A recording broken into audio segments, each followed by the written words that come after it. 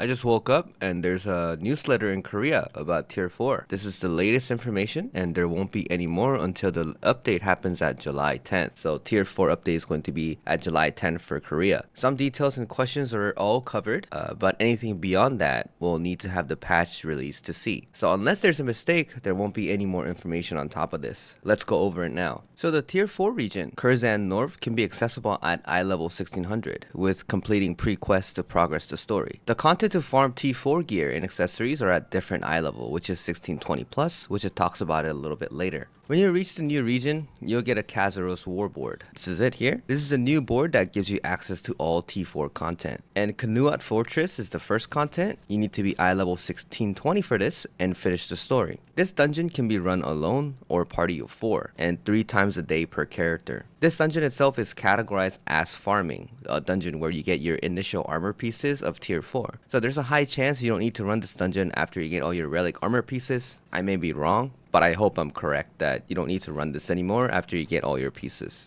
Basically, first clear will be the armor piece selector box, guaranteed, and rest of other runs being random drops, which they didn't mention on drop chances. And as for new relic gear T4, relic is plus 20 max and ancient is plus 25 max, and it needs T4 materials to hone. T3 materials can be transferred to T4 as well, and this is Guardian Destruction Stone, and there's Leap Stone, and there's Aura Fusion. The thing is, shards are not included in here, so I'm assuming they're not gonna have shards transferred over. So I don't think you can transfer shards. And of course, you can transfer your tier 3 gear to tier 4. So in this example, if you are running, let's say Theamine Hard, which would be plus 21, 1630. If you transfer over, it would be 1650 with plus 12. So if you're 1620 on item level, running Kurzan and running the dungeon, you'll be 1640 as soon as you transfer over, which is plus 10. One thing that's interesting here is they mentioned about Advanced Hone was Advanced Hone information is transferred over to Tier 4. In order for it to advance Hone Tier 4 items, you need to use Tier 4 materials instead. My character is at Advanced Hone 10, 10, 10, 10, 10 on the armor, and 20 on the weapon. If Advanced Hone 10 is getting transferred over as is, at Tier 4, in order for this item to be plus 20 on the Advanced Hone, I need to use Tier 4 materials. So I'm actually curious if like Tier 4 materials are going to be more expensive or not. I actually don't know if it's valuable if I finish Advanced Honing first and then go over, or go over and then I advance hone. This is the thing I don't have much details on. So essentially what they're saying is tier 3 advanced honing for tier 3 items are going to be tier 3 materials, advanced honing for tier 4 items are going to be tier 4 materials. And I think since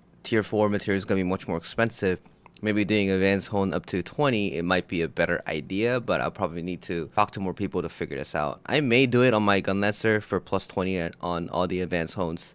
But for maybe other characters, I'll just leave it as it is. Another positive thing was when you transfer the quality, during Loa on it was 120, they changed it back to 100, so the quality is not going to be touched. And when tier 4 comes out, instead of using a new item to do a quality upgrade, we're going to be using the same chaos stones. So that's actually a good change based on the feedback. Most people didn't really like the 120 quality. Again, it stays as is. As for Esther weapons, if you put Ella times 2, the eye level changes and the Esther weapon itself will be changed to tier 4. So if you're at Esther 8 and then you go Nella number 2, your item will be 1715. And then the quality is going to be the same for 100. And for tier 4, the glow is going to be saved as an encyclopedia, so you can choose your glow. And additional glow is going to be from plus 20 to plus 25, which is in the future. That information hasn't been out yet, but the initial plus 1 to 25 for the tier 3 weapon, you can choose any of them as below, and we'll probably see new glows in the future. Alright, T4 accessories. T4 accessories can be accessible at 1640 and ancient at 1680. This is probably the new raid. As for the accessory, you will need to get it from the new chaos dungeon, which this mentions later, and guardians. For the new accessories, you have this thing called polishing. When you polish, you get unique attributes. So in this case, this says marking plus 1%. So we don't know what marking is exactly going to be. This is probably for support, which they mentioned that there's going to be unique attributes for supports as well. And you can get up to 3 assets per accessory, and the item that requires to do so, you have to break your accessory and then you kind of get the materials from it and you use those materials to add in additional lines. So as you can see here, you can use 250 of these and use 1200 gold to add in another attribute to polish in, so you can have up to 3 lines. And what's important here is if you actually finish your 3 lines, you can sell that accessory as long as the accessory itself has a trading mark into it. So I guess in the beginning, everyone's going to be gambaing the accessory, and then I guess they'd be selling it. And then people who are actually lazy for the gamba, they might pay the premium to buy the accessory. We kind of need to see what kind of attributes are there, because there's going to be new builds based on that. Accessories in general, this is like a whole new system, and we probably need to look into it when the patch actually happens. And so for bracelets, this stuff is going to be coming out in September, so we still have a lot of time. But generally, when you transfer your T3 bracelet, you get to choose your current stats versus the new stats. So I guess you're kind of getting like a free roll for something that is not locked, as you can see here. Weapon power is locked, and weapon power is still the same. But on the top where it rolls, you have from intelligence to max mana, you get max mana of 300, and then you have leap points. What leap points is, generally it's like a skill point when you can use on the new arc system that we're going to go over it later because they do talk about it. Interesting over here too is they say they will add in new systems that to add additional rolls. So you will be able to roll bracelets a little more so that you're not locked into a bracelet. For tier 4 engravings, they're going to remove the blue books. So everything is going to start from purple, and the blue books that you have now is going to be transferred over to purple. And for engravings, you need to read legendary engravings, and your steps, which is like your rank, is going to increase per 5. So let's say if you read 5 books of Keen Blunt, you'll be in the first step. 10 books of Keen Blunt, you'll be at the second step. 15 books of Keen Blunt, you'll be at the third step. If you read all 20, there is going to be a final step where they mentioned that there's going to be additional attribute or additional stats on top of it. And they're going to add in relic engravings. A funny part is, because of this, all the engraving is skyrocketed, especially like Keen Blunt, because they mentioned Keen Blunt and not many people have read Keen Blunt. And Adrenaline, Raid Captain, Hitmaster, these guys were like 500 gold, like 16, it was to 1600 gold by assuming so, and then it went even up further. So in summary, if you notice here, we have the stone, and this is the arc passive being enabled, and this particular player have read barricade up to 5 only, so you have 1 star. And let's say Keen Blunt, he had read it up to 20, so we have a 4-star here, and it says crit damage of 52%. Let's say to be safe, might want to read those legendary books, but if it's too expensive, I wouldn't take the risk, because I'm pretty sure they're going to be adding more systems at the T4 where maybe legendary books might drop a little more often. Maybe you can read relic books in between too, but no one knows for sure now. I'm probably not going to be buying it because people in Korea are FOMO buying it right now and FOMO selling. And some of the engravings are also changed. Ambush Master, so it went damage increase to enemies by 7% and additional by 15, so they kind of balanced out the damage increase for Master of Ambush and Master of Combat. And this is Magic Stream, and then Magic Stream is when using skills other than movement and basics attacks, mana recovery increases by 0.5, 1.2, 2.4 per 10 seconds, and it's up to 10 stacks. So it's going up to 24%. And when the effect reaches maximum stack, the skill cooldown is increased by additional 2, 5, and 8% decreases. You're getting additional cooldown, plus you're getting mana recovery. So Magic Stream turned into like an adrenaline that increases your mana recovery, that gives you additional cooldown. I don't know if your stack decreases or if the stack stays at 10, but this engraving is getting a lot of attention from all the support players. So if Magic Stream is super cheap right now in the market, I think I would read now if you're a support player, just in case. Because I already have it as well, because it was so cheap. It was like 1 gold or 2 gold, because no one was really interested in this engraving. And also increased mana efficiency. So the mana efficiency one, this is also a really bad engraving for the old version. This is mana recovery speed increases by 4 to 20%, and the damage inflicted to enemies by skills that use mana increases by 3, 7, and 15%. So 15% damage increase is not as good as 16, obviously it's 1% difference, but your mana recovery speed goes up by 20 if you have it as level 3. So this could also be a potential engraving that you could use, but it's very important to know that we're going to be having a completely different build when T4 comes out with all these new engravings and arc systems and stuff. So if you guys want to be safe for this, I would also read this too. I already have it from a long time ago because it was so dirt cheap. It's better to be safe than sorry in this kind of situation, because you do need to read the books to enable level 4 of the engraving. So people are kind of in a FOMO-ish situation where all the legendary engravings are going up in price. And same thing for stabilized status. Instead of 80%, it got decreased to 65 for plus 16%. 65 is definitely doable. The problem about stabilized state was if you use atropine, it's not enabled. So you probably have to pod after. But 65%, most of the time, for example, my gun lancer, it rarely goes below 65% HP. So this is like another engraving that could potentially be used now. And for curse stall, instead of attack power, they all changed to damage increase. So what's the problem was, since stuff for attack power like mass increase and curse stall, it's an additive bonus to the raid buffs that we get. For example, Theomine like 4-2, efficiency of curse stall drops so far because it's the same attack power increase. But now since its damage increase is multiplicative, so we don't have to worry about adding same effects over and over and over. So the efficiency is much better for curse stall. Same case for mass increase. As long as you don't have a decreased effect of attack speed going down, mass increase technically have a very, very high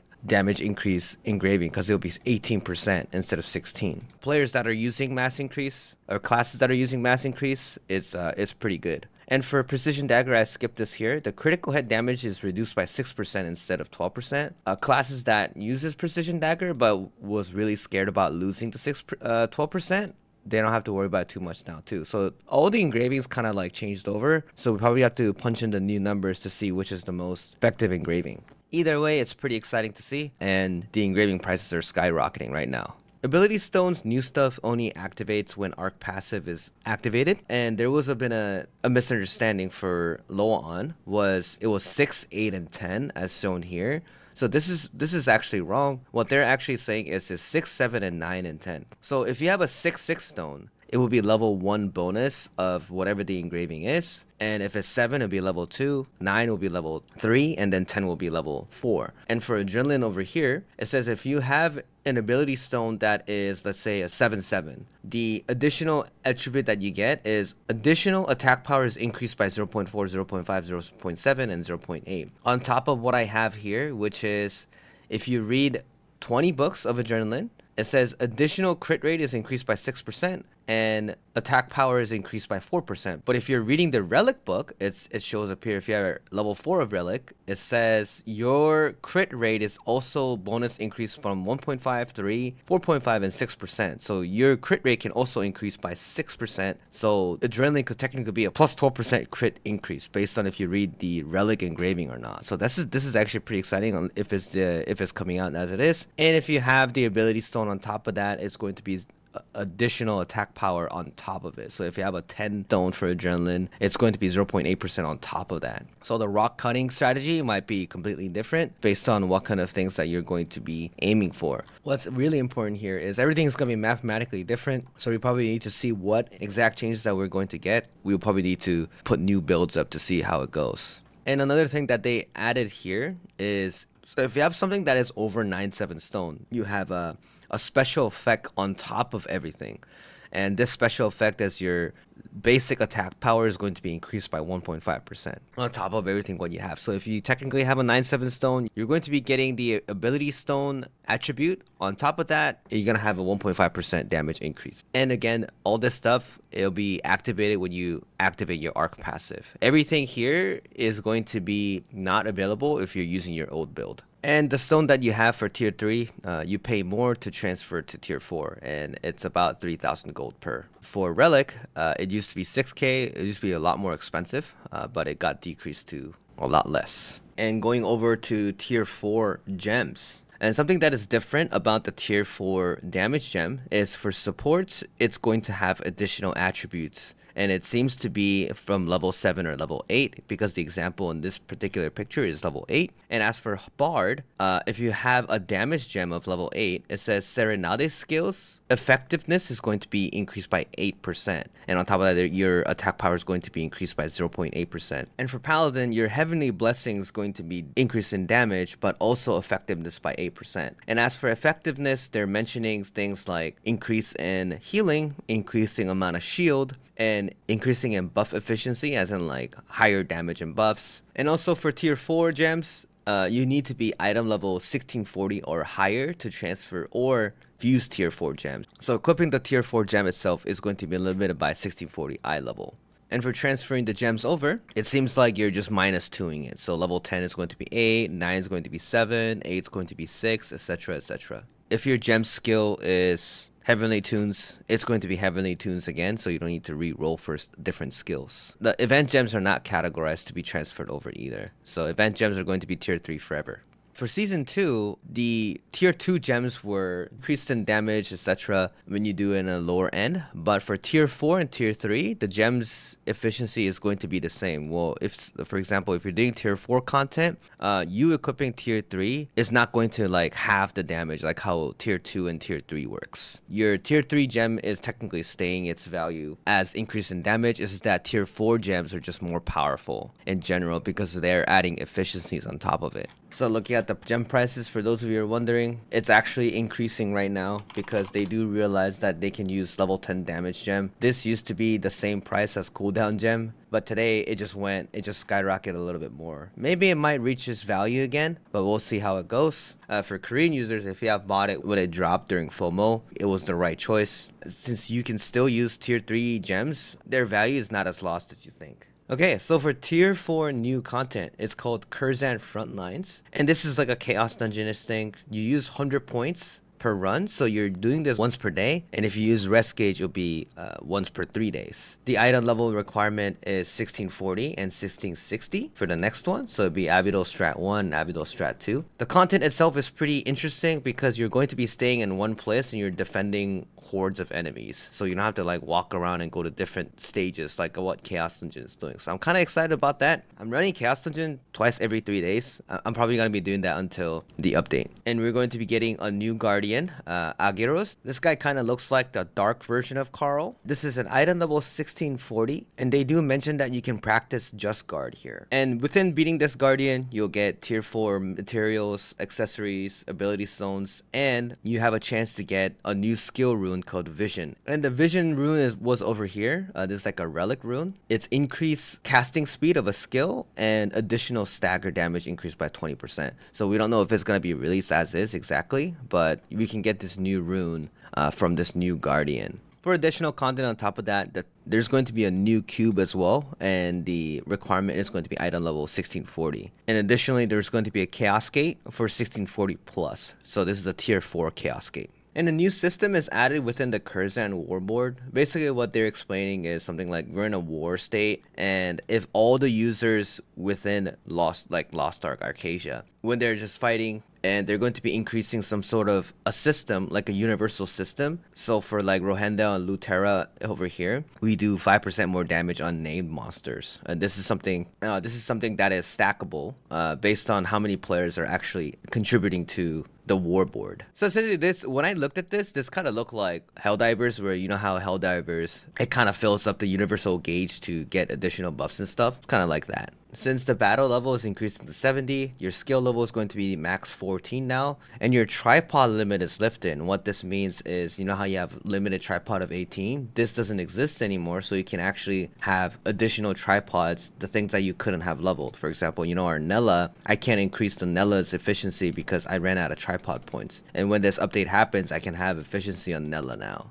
So that kind of stuff is pretty interesting for classes that are running out of tripods. And for content, general content adjustment and Fate Embers, the Behemoth raid for Season 3 is going to be Tier 4 end content. So Behemoth is going to be dropping Tier 4 stuff.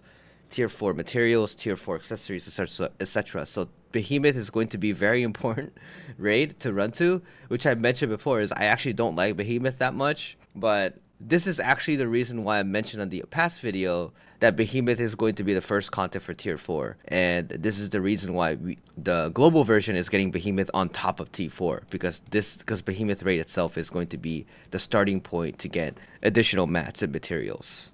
And as for Fate Embers, for eye level under 1540, the Fate Embers are not going to be getting gold now, and they're going to adjust general content for lower tiers. And for something that is above 1540, they're going to make additional adjustments to it, but they didn't mention actual numbers. And as for Paeons, Ancient used to be 35, it's going to be 20. Relic accessories is going to be 20 for tier 4, and Ancient's going to be 35. So Paeon's still going to be a thing. I don't think they're going to be changing Paeons anytime soon. And for tier 4, they're going to be adding additional filters for auto-disassemble. I actually don't like the disassemble system for tier 3, but when tier 4 comes out, it's going to be separate. Like the accessory is going to be separate, ability stones are going to be separate, and amulet's going to be separate. I think they're adding more options to it, so this is pretty exciting to see.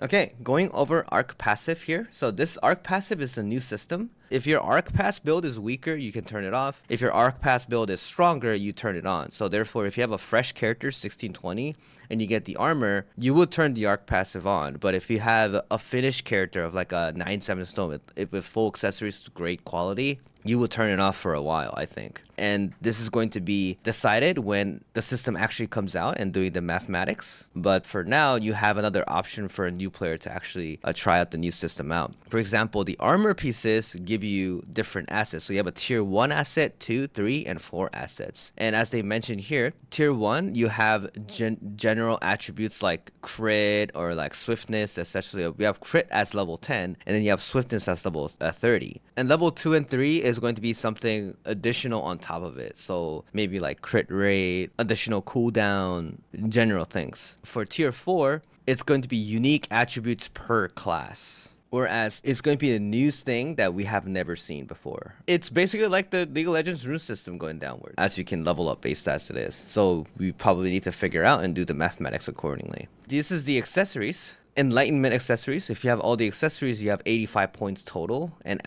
the points can be applied accordingly, and it's up to 3. Tier 1 and 2, what they mentioned is it's going to be something that we have seen already, which is the class engraving stuff. But tier 3 and 4 is going to be something that is completely unique that we haven't seen before. As the developer said, Gunmaster could hop forward instead. Tier 3 and 4 is the area that is going to be possible. So again, this kind of stuff, all new things. We probably have to see when it comes out, and then you have to brainstorm and do some theory crafting, which is pretty exciting. The next one is the Bracelet. We probably won't see this until September, but generally Bracelet is going to be the third awakening skills, like the new awakening skills and the new awakening passives that will give us additional attributes on top of it. And the points that you get from this is from the Bracelet itself, where you have like +7 leap points. So you have 7 points total to distribute along with tier 1 and 2. The general system is you have 4 tiers, and you need to level everything in one tier to actually go up to the next tier.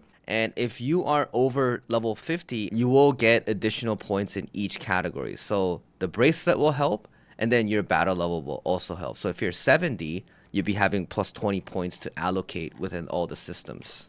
Getting to level 70 might be very important to actually increase your power on your characters. For additional rates that you get, like let's say you get ancient armor pieces, you get even more points to allocate. They also mentioned that all this stuff is going to be adjusted based on how it's going to be released and stuff. So this is something that is completely new that will require us to do a lot of theory crafting. Going over to the next topic, this is the life skills. The life skills are going to be increased by level 70, and they're going to make it simpler.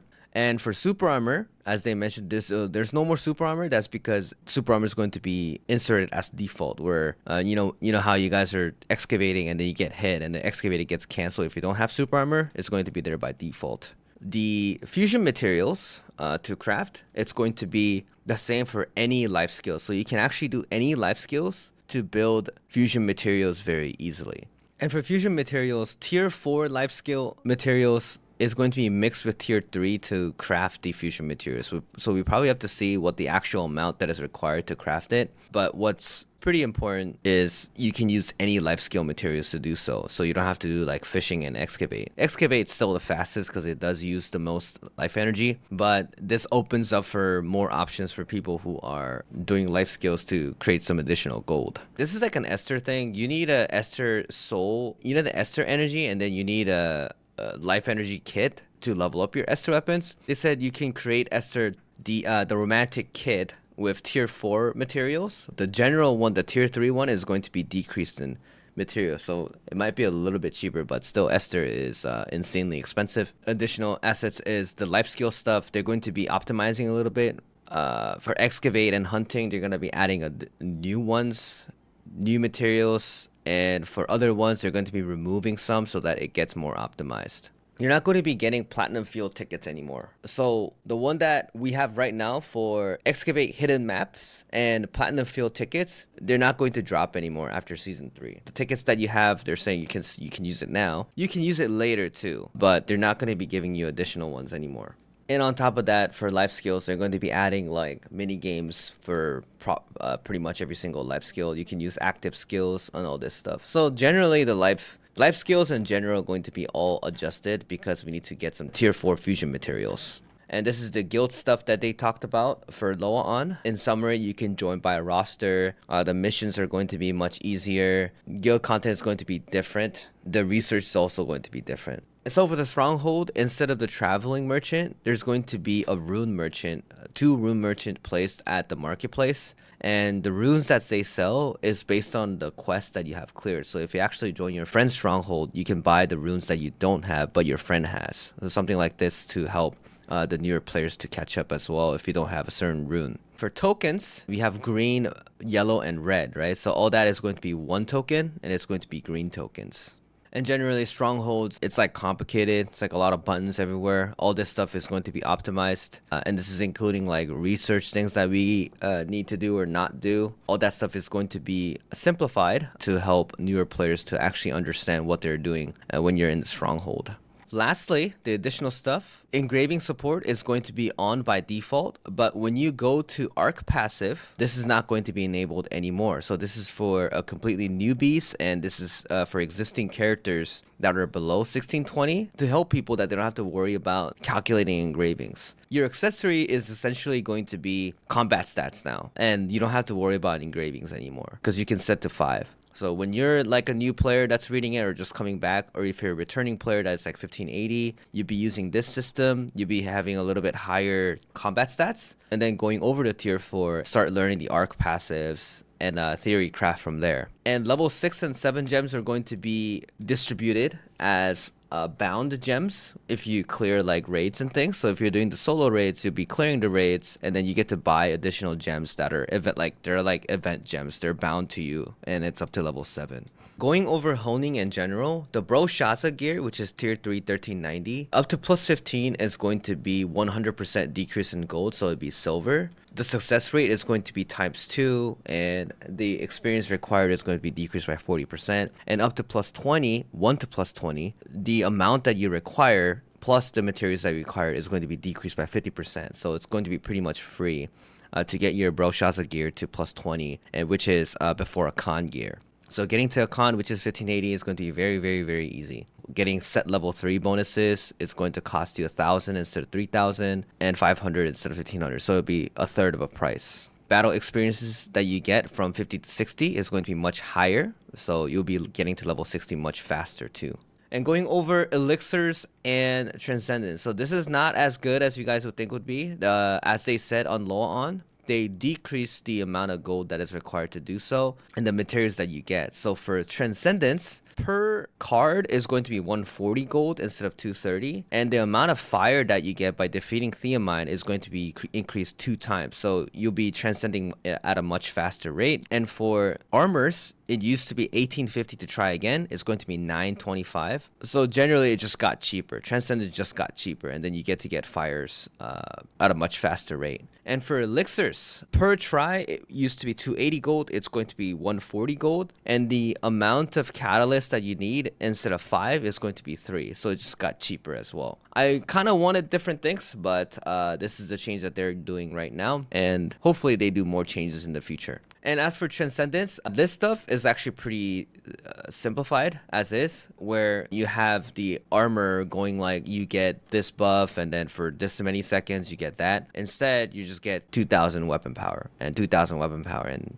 3,200 weapon power, because this stuff was like super complicated to calculate. So I think they optimize it to simplify it for new players to understand. They just removed the difficult wordings and made it simple. Okay, optimizing additional things. For special difficulty, you know, those tickets that you get from clearing like a con, brochures, etc. Since they're removing special difficulty because solo mode is coming out, they're going to be switched into single mode tickets. So for example, the tickets that we get for content, these tokens that we have, this is going to be unified into a single ticket for solo content mode. So you'll be using something like this to get additional gems, etc., to help you progress your characters. Generally simplified stuff is going to be simplified to be adjusted into solo mode. Rapport stones, these heart stones, I have 972,000 of them because I had never used it. This is going to disappear soon. At season 3, we're not going to be getting additional one of these stones, and at 2025 January, you can use it until then. So they're actually telling players like me to use it to get some more rapport items before it gets deleted. And as mentioned on Loa, all the other stuff, the pirate coins and other things is going to be unified to one coin. So they're actually optimizing even more for that. Chaos dungeons, this is like the unlimited chaos dungeons. This is also going to be removed, so they're telling us to use it before this run out, if some people are actually doing unlimited chaos dungeons. I don't think anyone's doing that, but they just keep saying things like removing obsolete stuff, which is good. And this is including like season 1 and 2 tokens and all these things. So pet is listed over here at the bottom. This is actually a pretty big change. If you switch your pet to a certain attribute, it's going to be a flat increase of 160, which most people are going to get. And also they have mentioned pet's going to be giving you additional attributes on August, but they haven't mentioned anything on top of that. And this is the gold adjustment per raid. This is like Broshaza normal, Broshaza hard, Kaingyo normal, Kaingyo hard, Akan normal, Akan hard, and Voldy's normal, and Voldy's hard. And since Voldy's is going to be 3 gates, you have 10k gold for hard. Okay, lastly, these are the optimizing assets. They're removing like Tuluvik, PvP is going to be adjusted, roster level is going to be increased to 400 as max. So some of the achievement that we get for season 2 is going to be unachievable when season 3 goes here. Okay, so that finished the long review notes of the roadmap. Definitely exciting things for me because there will be new theory crafting in the future, with new contents coming soon. Hopefully this helped you decide on what you want to do in the game. Personally, I would just not do much right now because so much is going to change in the future. The strategy I mentioned in the past video is pretty much the same. As always, thanks guys. Bye bye.